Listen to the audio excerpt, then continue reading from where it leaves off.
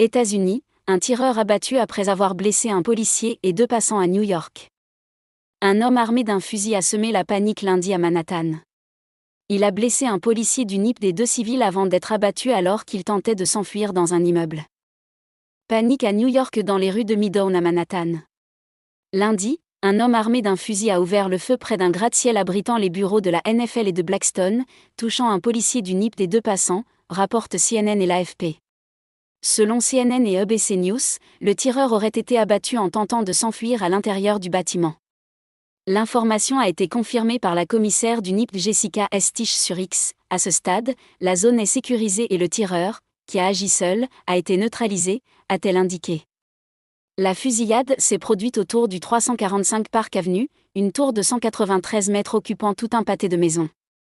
Selon CNN, le policier blessé, issu d'un commissariat du Bronx, a été atteint dans le dos alors qu'il était en poste près de l'immeuble.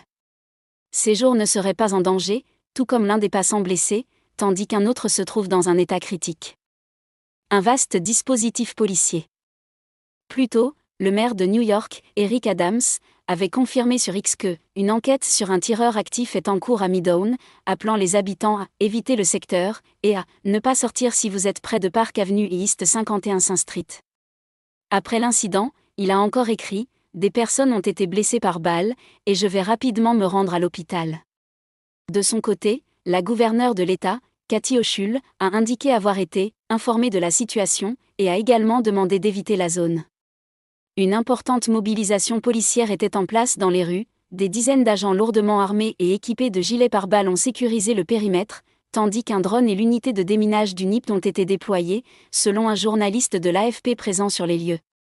Le FBI a annoncé apporter son soutien à la gestion de ce crime scène actif, a déclaré sur X le directeur adjoint Dan Bongino.